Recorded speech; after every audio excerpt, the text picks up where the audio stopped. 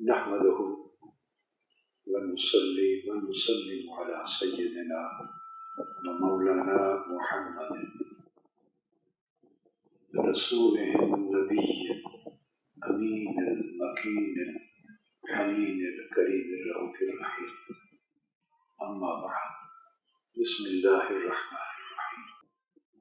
اللہ رب العزت کا شکر ہے کہ لندن میں منہاج القرآن کے اس مرکز پر، برطانیہ کا پہلا اور عظیم الشان مرکز، اس پر مجھے حاضر ہونے کا اور آپ کے ساتھ مل کر نماز جمعہ ادا کرنے کا موقع نصیب ہوا۔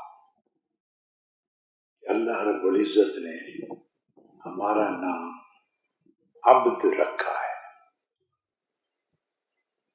بولیے کیا رکھا ہے؟ عبد، جس کو عرف عام میں بندہ کہتے ہیں۔ بولیں کیا کہتے ہیں؟ بندہ۔ اب یہ جو لفظ ہے بندہ کے معنی میں بھی استعمال ہوتا ہے، اسی سے عبادت بھی ہے، سروس کے معنی میں بھی استعمال ہوتا ہے، سو عبد کو سرونٹ بھی کہتے ہیں۔ اردو پنجابی زبان میں عبد کو نوکر بھی کہتے ہیں۔ یہی لفظ غلام کے معنی میں بھی استعمال ہوتا ہے، اب سلیو کو بھی کہتے ہیں۔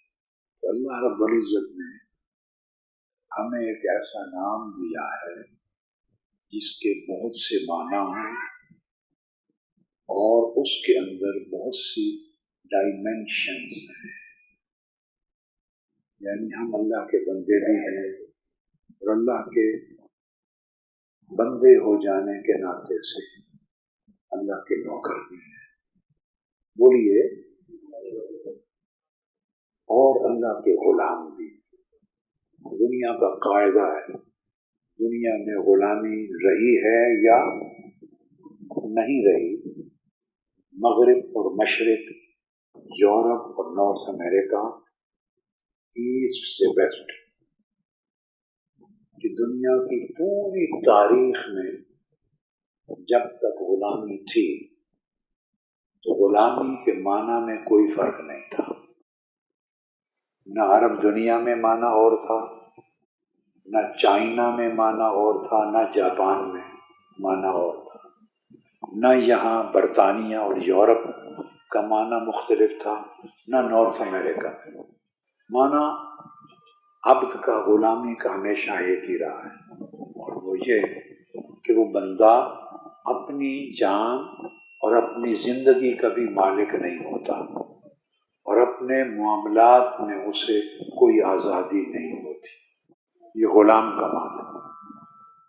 اس میں اسلام کا جو اصل کنٹریبیوشن ہے، اسلام کی تعلیمات نے تدریجاً، گریجولی جس مقام تک انسان کو پہنچایا وہ یہ کہ بندہ غلام تو رہے گا مگر بندہ بندے کا غلام نہیں رہے گا، صرف اللہ کا غلام رہے گا۔ اسلام نے اور آقا علیہ السلام نے اس تصور میں یہ تبدیلی کر دی، بس اتنی موڈیفیکیشن، اتنی امینڈمنٹ کر دی in the concept of being a slave، عبد میں۔ He will remain slave but not slave of humans، he will be slave of his Lord، اللہ کا غلام ہے۔ تو جو اللہ کا غلام ہو جائے اس کو اللہ کا بندہ کہتے ہیں۔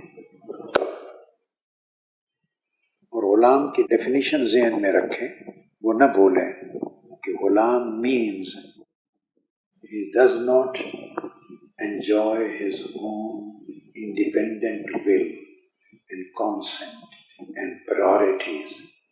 He can't decide about himself what to do and what not to do۔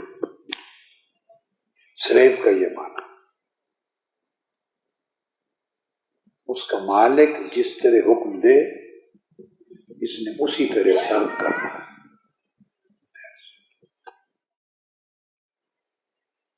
اس اس نے اسی طرح سرو کرنا. اس عمل میں ویسٹرن ورلڈ کا بھی کنٹریبیوشن ہے. وہ یہ ہے کہ ویسٹرن ورلڈ نے بندوں کی غلامی سے اس نے بھی آزاد کرایا، اور فرق یہ کیا کہ قوموں کو قوموں کی غلامی میں دے دی. اب بڑی قومیں مالک ہیں اور چھوٹی قومیں غلام. انہوں نے بھی امینڈمنٹ کی، سلیوری ایلیمینیٹ نہیں ہوئی. یہ میرا سبجیکٹ نہیں ہے، میں نے ایک پاسنگ ریفرنس دے دیا. غلامی ایلیمینیٹ نہیں ہوئی. ادھر یہ فرق کیا کہ قوموں کو قومی کی غلامی میں دے دیا. Small nations are slaves of big nations. اسلام نے تبدیلی یہ کی کہ not a single person is a slave to any other person in this world. بندوں کو بندوں کی غلامی سے آزاد کر دیا، قوموں کو قوموں کی غلامی سے. تو ہر بندہ اپنے خالق و مالک اس کا غلام ہے. اس کو عبد کہتے ہیں. آپ سمجھ آ گئی؟ اب ہم نے بھی اس میں ایک کنٹریبیوشن کیا. کیا؟ ایک کنٹریبیوشن اسلام نے کیا، ایک ویسٹرن ورلڈ اور ایک مسلمانوں نے کیا. ناانصافی ہوگی کہ میں مسلمانوں کا کنٹریبیوشن بیان. پریزنٹ ورلڈ کے جو مسلمان ہیں انہوں نے بھی کنٹریبیوشن کیا کہ انہوں نے کہا کہ میں اللہ کی غلامی میں بھی نہیں رہتا. آج کے مسلمانوں نے اپنے آپ کو اللہ کی غلامی سے بھی نکال دیا اور کہا کہ میں مکمل طور پہ آزاد ہوں. جو چیز میری پسند میں، چوائس میں، کانسنٹ میں، جی میں، پلیئر میں آئے، آئی ول ڈو دیٹ. اور جو چیز اللہ کا کمانڈمنٹ ہے اور وہ اللہ کے رسول کے ذریعے آیا ہے، if I don't like it, I won't do it. یہ ہم نے اس کے اندر امینڈمنٹ کی کہ ہم اب اللہ کے غلام بھی نہیں رہے. ہم اپنی چوائس کے غلام ہیں، اپنی مرضی کے غلام ہیں. میری زندگی میری مرضی، میں ہوں، میری لائف ہے، سو میری چوائس. تو ہم اسلام کی راہ سے ہٹ گئے. دو چیزوں میں سے ایک پاسبل ہے، یا ہم اللہ کے بندے ہیں یا نہیں ہے. گرے ایریا نہیں ہے. آپ کہیں جاب کرتے ہیں، کسی فرم میں، کسی آفس میں، کسی فیکٹری میں، کسی جگہ جاب کرتے ہیں، تو یا آپ جاب پر ہیں یا نہیں ہیں. کوئی ان بٹوین شکل بھی مجھے سمجھا دیں کہ میری سمجھ میں تو نہیں آئی تھی. کہ آپ کریں اپنی مرضی، اور جو آپ کا امپلائر ہے، فرم جہاں آپ کا جاب ہے، مرضی آئے تو جائیں، مرضی آئے تو نہ جائیں. مرضی آئے تو ایٹ 8 AM 9 AM پہنچیں، ٹائم 9 AM کا یا 8 AM کا. مرضی آئے تو 12 o'clock چلے جائیں. جاب آورز ختم ہوتے ہیں 4 o'clock 6 o'clock. مرضی آئے تو 6 o'clock آئیں، مرضی آئے تو 1 o'clock آ جائیں. آج طبیعت اچھی نہیں ہے، تھوڑا میں تھکن فیل کر رہا ہوں، فیل tired, so I don't go. کوئی ایسا جاب بھی ہو تو مجھے تو کم سے کم بتا دیں کہ ہے ایسا جاب. بولیے. کوئی نہیں، پکی بات ہے. وہاں آپ کی آزادی کہاں جاتی ہے؟ آپ کی چوائس کہاں جاتی ہے؟ کبھی سوچا؟ انڈیپینڈنس، فریڈم کہاں جاتی ہے؟ Where is your freedom when you are on job?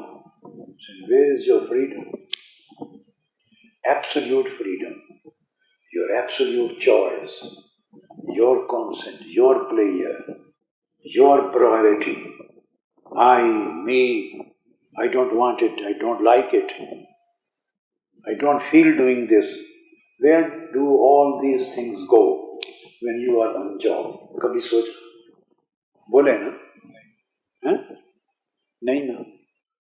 وجہ بھی اب آپ کو تو پتہ ہے, you don't do it. My question is why? آپ بندے تو وہی ہیں نا. وہاں absolute freedom, absolute choice exercise کیوں نہیں کرتے؟ آسان جواب ہے, میں آپ سے مانگ رہا ہوں, کیوں نہیں کرتے ہیں؟ نہیں, جاب کو چھوڑ دیں, سیلری نہیں ملے گی, پیسہ نہیں ملے گا, کیا اگر اس مالک کا جاب نہیں کرتے تو کیا پیسہ نہیں ملے گا, اور اس مالک کا جاب نہیں کرتے تو جنت نہیں ملے گی. یہ سمجھنے کی بات.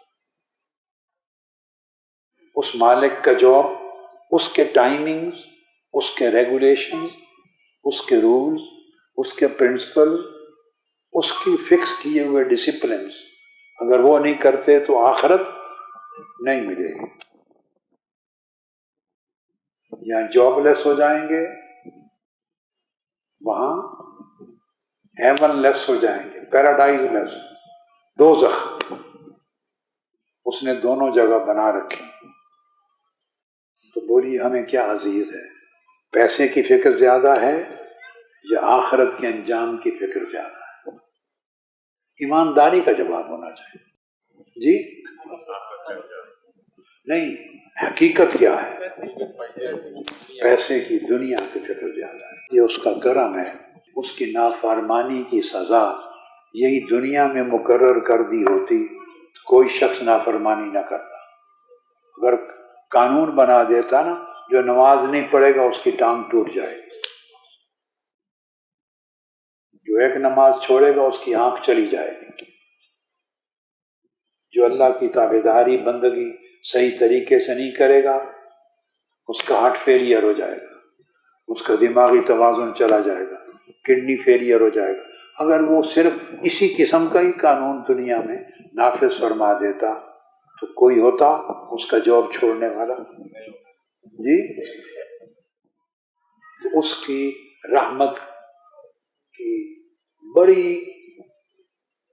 ظلم اور ناانصافی سے ایکسپلائٹیشن ہو رہی ہے, کیونکہ دنیا میں وہ سزا نہیں دیتا, آخرت میں پوچھے گا, اور آخرت ہمارے عقیدے میں رہ گئی ہے, یقین سے نکل گئی ہے. میں عجیب سے جملے بولتا ہوں, کیا وہ جملے کتابوں میں نہیں لکھے ہوئے ہوتے اور خطابات میں بھی کیا نہیں ہوتے, میرے من گھڑت ہوتے ہیں, مگر اصل وہ دین کی وہی روح ہوتے ہیں کہ آخرت کیا جواب دہی, جنت دوزخ عقیدے میں رہ گئی ہے. چونکہ ہم زبان سے کلمہ پڑھتے ہیں نا, مگر یقین سے نکل گئی ہے. یاد رکھ لیں, آخرت کو ماننے سے کبھی بندہ مومن نہیں ہوتا. آخرت کو ماننے سے بندہ مومن نہیں ہوتا, اور اب بندہ نہیں رہتا, آخرت پہ یقین رکھنے سے مومن ہوتا ہے. اللہ پاک نے سورہ بقرہ کی پہلی رکوع میں یہ اصول بیان کر دیا ہے, وَبِالْآخِرَةِ هُمْ يُوقِنُونَ. پہلے یؤمنون آ رہا ہے, مگر آخرت پہ کیا فرمایا؟ وَبِالْآخِرَةِ هُمْ يُوقِنُونَ. اللہ پاک نے لفظ, مادہ, صیغہ بدل دیا. تو آخرت ماننے سے ایمان نہیں بنتا, آخرت یقین سے. اب آپ سوچیں گے یا نہیں سوچا تو میں ایک سوال ڈالتا ہوں آپ کے ذہن میں. آپ پوچھ سکتے ہیں یہاں پر ایمان اور یقین میں کیا فرق ہے؟ کیا ایمان اور یقین میں فرق یہ ہے کہ ایمان بن دیکھے ماننا ہوتا ہے. کیا الذین یؤمنون بالغیب، بن دیکھے ماننا، یہ ایمان ہے. اب سوال اٹھے گا کہ بن دیکھے ماننا ایمان ہے تو آخرت کے لیے ایمان کا لفظ کیوں نہیں یوز کیا؟ دیکھی تو نہیں ہے ہم نے، وہ بھی بن دیکھے ہی مان رہے ہیں نا. وہاں یوقنون کیوں فرمایا؟ بس وہ ایک فرق ہے. فرق یہ ہے کہ بن دیکھے ماننے سے ایمان ہو جاتا ہے، اور آخرت ہے بن دیکھے میں مگر اس کو ایسا مانو جیسا دیکھ رہے. تو دیکھنے کی طرح ماننا یقین کہلاتا ہے. کسی چیز کو ایسا ماننا کہ دیکھ رہے ہیں. تو جو بندہ آخرت کو ایسے مانے اور ہر وقت ایسا آخرت کا دھیان رکھے کہ وہ دیکھ رہا ہے، اس کو کہتے ہیں کہ یہ آخرت پہ یقین رکھنے والے ہیں. تو جو یقین رکھتا ہے وہ اللہ کے جواب کے ساتھ دھوکہ بازی نہیں کرتا. ہم ہر وقت دھوکہ بازی کرتے ہیں. جمعہ ہے، اینڈ میں انتظار کرنا ہے کہ اذان ہو، خطبہ مولانا صاحب کا ختم ہو، علامہ صاحب کا آخری 2 رکعتوں میں جا کے ٹکرے مارنے، زمین پہ سر مارنے ہیں اور اس کے بعد بھاگ جانا. یہ دھوکہ نہیں تو کیا ہے؟ بولیے. غلام اس طرح کرتے ہیں. اگر احساس ہو کہ ہم اللہ کے بندے ہیں اور بندگی کا معنی اس کی غلامی ہے تو غلام مالک کے لیے اس طرح کرتا ہے. ایسے آخری وقت پہ آنا اور سب سے پہلے وقت پہ بھاگ جانا. آنے میں سب سے آخر، جانے میں سب سے پہلے. تو اس کا مطلب کیا ہے؟ اس کو اللہ سے تعلق میں کوئی دلچسپی نہیں ہے. اللہ سے تعلق میں اگر آپ نے فٹ بال میچ دیکھنا ہو، کرکٹ میچ دیکھنا ہو، اور میچ بھی پاکستان اور انڈیا کا ہو، جی تو ٹکٹس خریدتے ہیں نا. اگر شوق ہے تو میں شوق والوں کی بات کر رہا ہوں. کیا لمبے لمبے چوڑے ٹکٹ خریدتے ہیں نا مہنگے، اور فرنٹ سیٹوں کے لیتے ہیں، اینڈ پر جاتے ہیں یا سب سے پہلے جاتے ہیں؟ بولیے. کیوں پہلے جاتے ہیں؟ تاکہ سیٹ آگے ملے. اللہ سے ملاقات کرکٹ میچ جیسی بھی نہیں رہی، فٹ بال دیکھنے جیسی بھی نہیں رہی ہے. اللہ سے ملاقات کہ پہلے آئیں. عبد کے لیے، غلام کے لیے نماز ملاقات کا وقت ہے، مناجات کا وقت ہے. کیا؟ اللہ سے محبت بھی ہے، ایمان بھی ہے، اور اس کے حضور بیٹھنا بھی نہیں ہے. ہماری زندگی بڑے عجیب تضاد میں مبتلا ہو گئی. اللہ سے تعلق بھی ہے اور اس کے لیے 10 منٹ بیٹھنا بھی نہیں ہے. آنے میں سب سے آخر، بھاگنے میں. اور یہ سب کو پتا ہے کہ یہ اللہ کا گھر ہے. کیا ہے؟ بولیے. اللہ کا گھر ہے. میں کئی بار لوگوں سے کہتا ہوں کہ آپ کو وہاں کے عالم علامہ صاحب کی، مولانا صاحب کی بات سمجھ نہیں آتی، پسند نہیں آتی، تقریر میں لطف نہیں آتا، مزہ نہیں آتا، ریئیکشن نہیں ہوتی.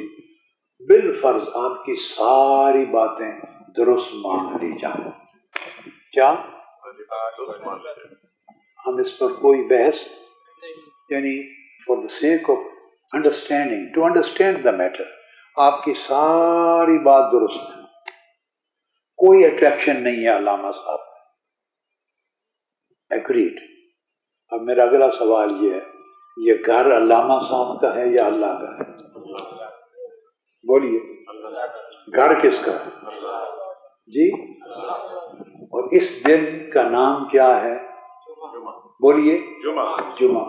جمع ہونا. کیا؟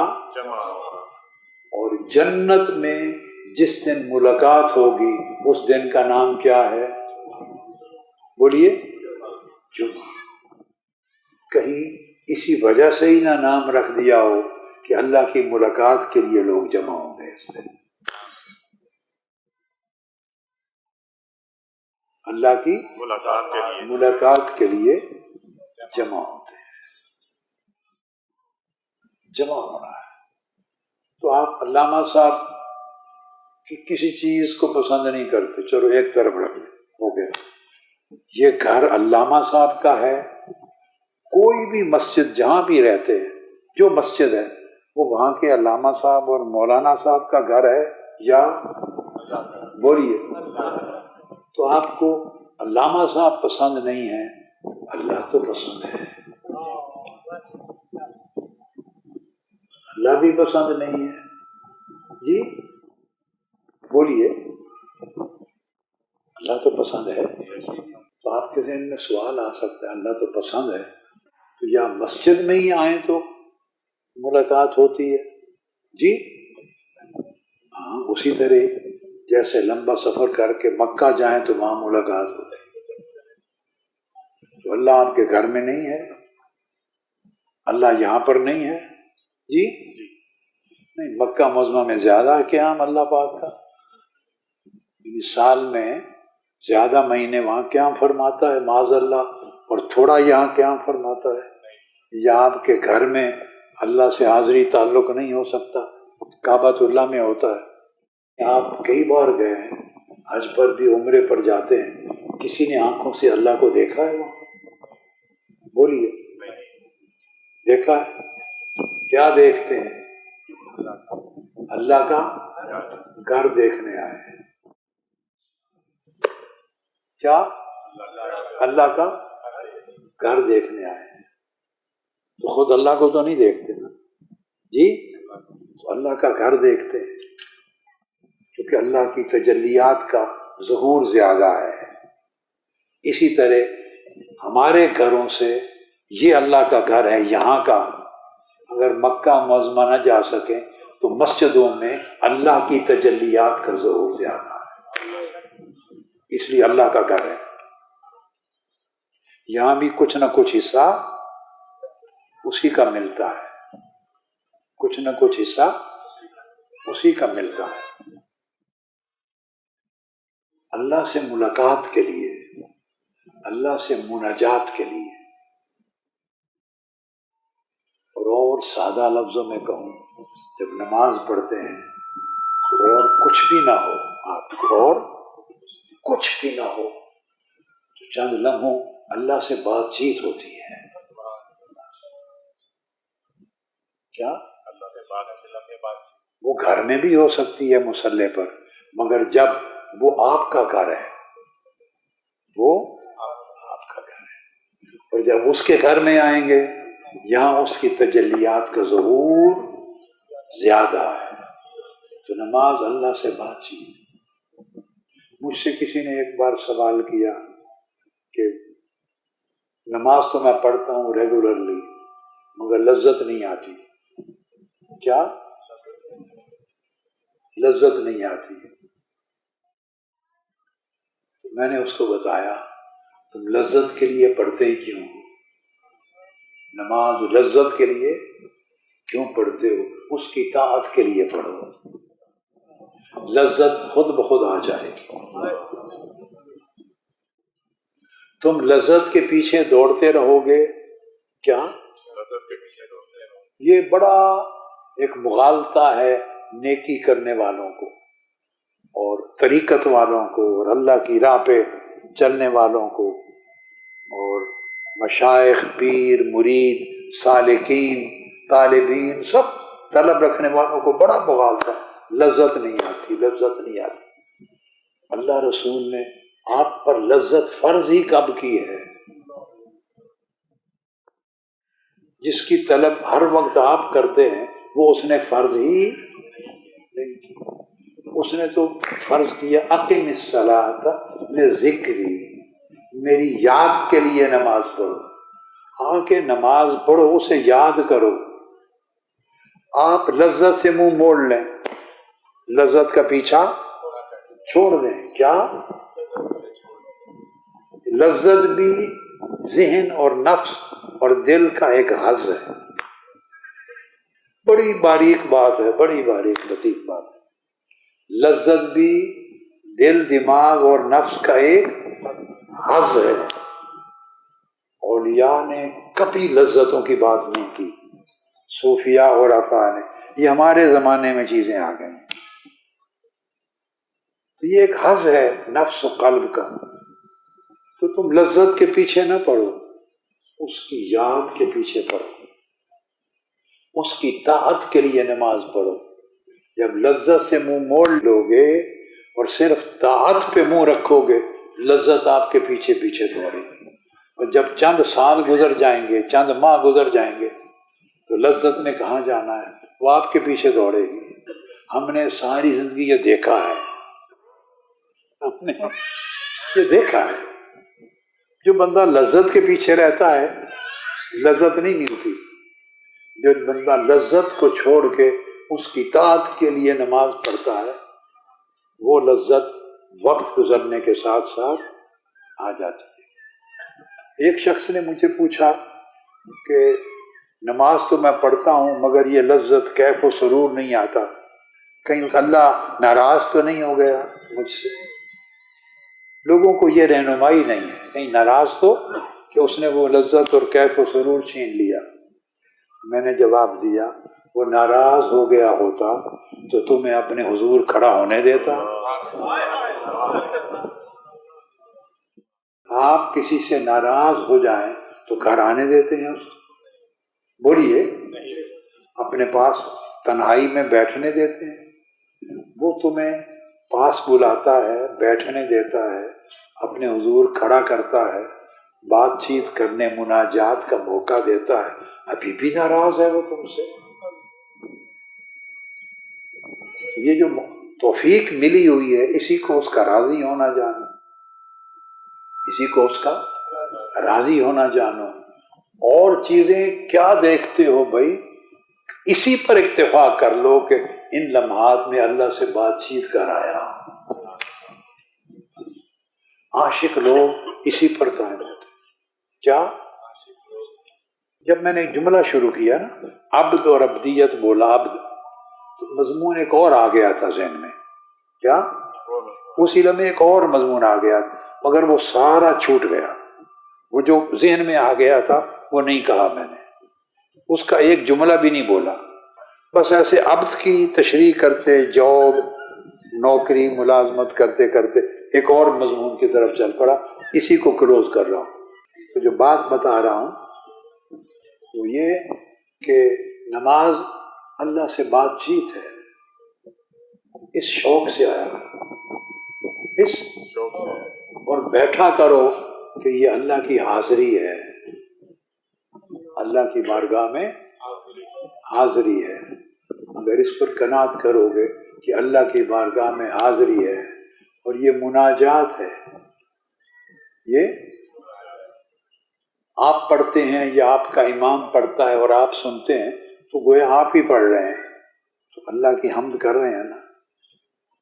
کیا بات ہے مولا، سب تعریفیں تیری ہیں، تو بڑا رحمان اور رحیم ہے اور تو جزا و سزا دینے والا ہے، اور میں تیری ہی بندگی کرتا ہوں. پکارتے ہیں کہ نہیں یا کا، ہم تیری ہی نوکری تو کرتے ہیں. کیا کہتے ہیں؟